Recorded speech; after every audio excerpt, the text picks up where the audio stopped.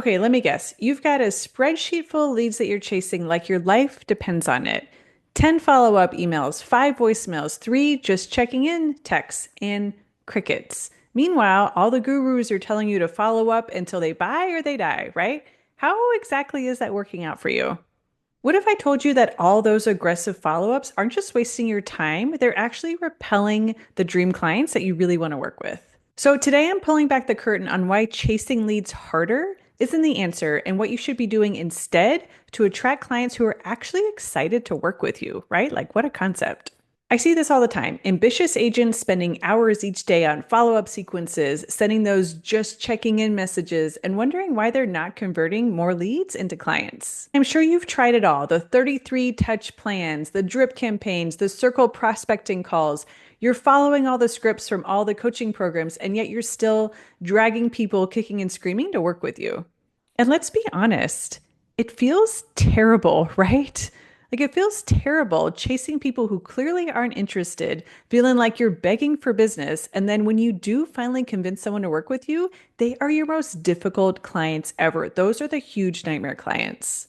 I did it. I have been there. When I first started out, I was the queen of follow up. I had spreadsheets, reminders, I had scripts, I had everything. I was convinced that if I just followed up one more time, that lead would finally convert, that it was just missing this one final contact. I spent so much time chasing lukewarm leads that I had no time left over for people who were actually excited to work with me. What I figured out changed my approach to lead conversion, and it's why my business now runs on my dream clients who value my expertise and who never make me chase them. Like they're coming to me and they're messaging me like, "Oh my gosh, do you have capacity to work with us? We're thinking about buying really soon. I hope you have time to help us out. Do you think this could work?" And it's like a total 180 from where I was before about just chasing clients nonstop. So here's the real problem. We have been fed this narrative that persistence is the key to success in real estate, that average agents follow up 2 times, but top producers follow up 12 times. But what they don't tell you is that quality matters way more than quantity in so many different areas, but especially when it comes to leads.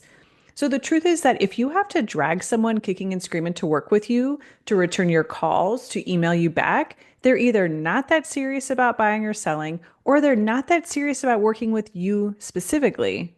So I want you to think about this. We're not serving hamburgers here, right? You're not trying to convince anyone to biggie size their fries for like a quarter more. This is one of the biggest financial decisions of someone's life. And if they are not self-motivated to take this huge step, no amount of follow up is going to create that motivation for them. And here is the aha moment. Dream clients don't need you to push them. They don't need constant reminders to get requalified, to submit their paperwork, to review the homes that you sent them. They are internally driven to do that on their own because they are serious about making this move. So, my husband and I also run a Muay Thai gym, and we have a really similar philosophy for that business.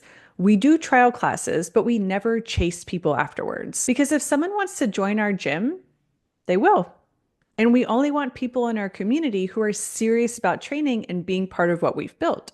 The same concept applies to your real estate business. Your follow ups aren't going to make someone decide whether or not they want to buy a house. That's a decision that they need to make on their own and for the right reasons. And if they're on the fence between you and another agent, do you really want to win them over just because you were more persistent, just because you like beat them down? Or do you want clients who choose you because they connect with your unique approach? Because every client I've ever won over because I like beat them into submission, I still had to drag them kicking and screaming to the closing table, and it is not fun. So, okay, instead of chasing, what should we be doing instead? It really is simple. Focus on attraction rather than chasing and be crystal clear about who exactly your dream clients are. So, first, we have to get really specific about the type of clients that you want to work with.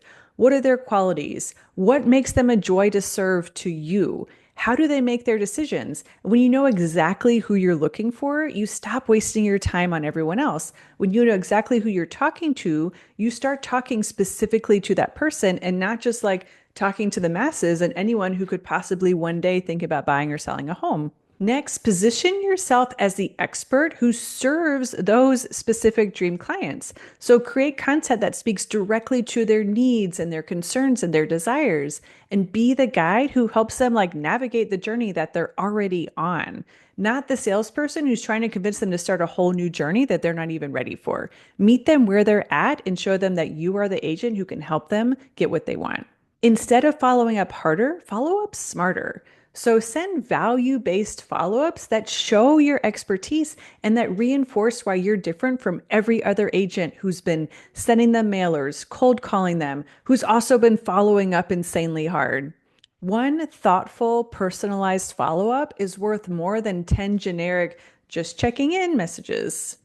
Next, we want to create systems that naturally filter for serious buyers and sellers. In my business, I have clear steps that clients need to take to work with me. These steps are not complicated, but they do require clients to show me what their commitment level is. And this naturally weeds out the tire kickers and the time wasters and the people who are just like there to pick my brain. Most importantly, respect people's decisions. If someone isn't responsive after one or two thoughtful follow ups, let them go. Release them. Your energy is better spent on clients who are excited to work with you from day one. Remember, every minute that you spend chasing a cold lead is a minute that you're not spending with your dream clients who are already motivated and excited and ready to work with you. If you're ready to stop the exhausting chase and instead you want to start attracting dream clients who value your expertise, I have created something special just for you. Take my free 5-minute client attraction quiz and find out exactly what's stopping better clients from calling you. This is no fluff. There's no complicated marketing talk. This is just a quick quiz that shows you where you stand and what to fix. The link is in the description below.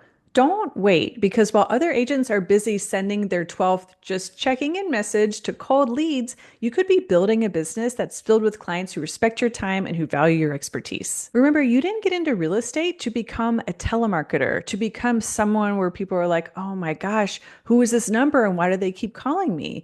You got into real estate for clients who appreciate what you bring to the table.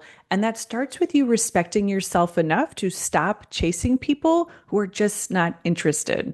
So hit subscribe to catch next week's episode where I'm going to be breaking down more shifts that you can make in your business that might just save you from quitting real estate altogether. You don't want to miss it? I'll see you then.